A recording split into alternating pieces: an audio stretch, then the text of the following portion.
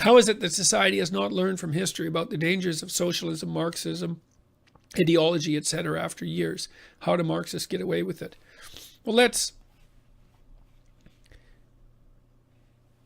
not go with the dangers of ideology. Let's go with the dangers of, like, call it radical left-wing ideology. Well, I think the reason for this, and this also might be the reason that there's a strange thing that the iconography of communism is still acceptable socially, whereas the iconography of Nazism isn't. Now, I'm not saying that we should make the icons of Nazism socially acceptable either. I think that the communist icons shouldn't be socially acceptable, but they are. And there's probably a reason for that, you know. Now, part of it is that the left has never taken on, the radical left has never taken responsibility for being on the same side as the Stalinists and the Maoists and the Cambodian murderers and all of that. So that's part of it. But then the next part is I think there's something deeper. I think that, you know, inequality is a reality. And it's a reality that cannot be put at the feet of capitalism or at the feet of human political structure. There's a good book, you guys might want to read this, called The Great Leveler by Walter Scheidel. And it's a new book, and it's a study of inequality. And one of the things he does is do an empirical analysis of the relationship between inequality, the Gini coefficient, which is a measure of inequality, and the ideological position of governments. So here's the theory. The hypothesis would be, well, because the left-wingers are concerned with inequality, if you measured inequality in under left-wing governments and you measured inequality under right-wing governments, you'd expect a reduction in inequality under left-wing governments. And the results are no difference.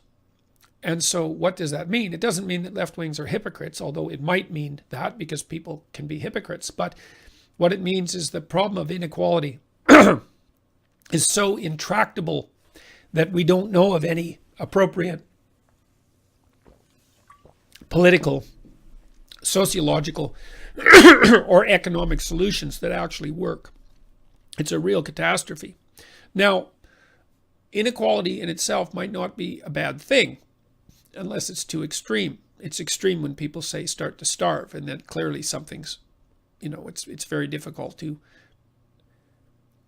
I think everyone would agree that that's a suboptimal outcome. You know, we don't need to get all ideological about that.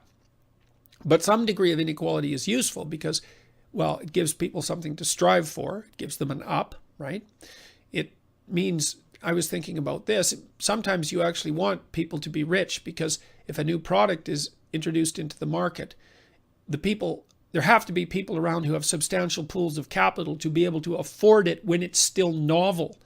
And then that market brings the price down for everyone else. And so if everyone had exactly the same income, it would be very difficult to introduce expensive products into the market with the hope that their price would plummet.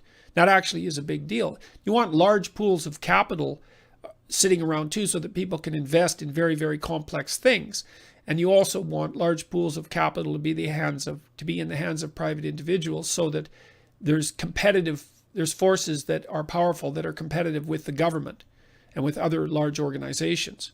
So anyways, though, back to the Marxists. Despite the fact that there are reasons for inequality, and despite the fact that you can't lay the fact of inequality at the feet of capitalism, and despite the fact that capitalism also appears to be making everyone not absolutely poor at the same time as it makes some people very rich, inequality is still painful reality, and no one really likes it. You know, I mean, you can lord it over someone, I suppose, and extract out some sense of your moral superiority because you happen to occupy a hierarchical position that's higher, and sometimes there's some validity in that, especially if you've earned it. Although I would say, like, glorying in it is probably a suboptimal outcome. It's still the case that inequality violates a moral intuition that everyone has, I think, and that's probably the moral intuitions that lie along the agreeable axis. It's like, well, wouldn't it be better if everyone had enough? It's like, well, who argues with that? You know, I mean, everyone feels that way. And so I think a thoughtless compassion makes Marxism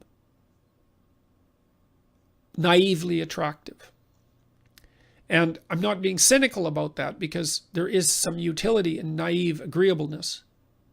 But unfortunately, the world is a very complicated place. And merely wanting to be nice about things and wishing that everything was fair doesn't justify imposing an equity outcome and gerrymandering complex economic systems that will bite you if you mess with them because you're ideologically possessed.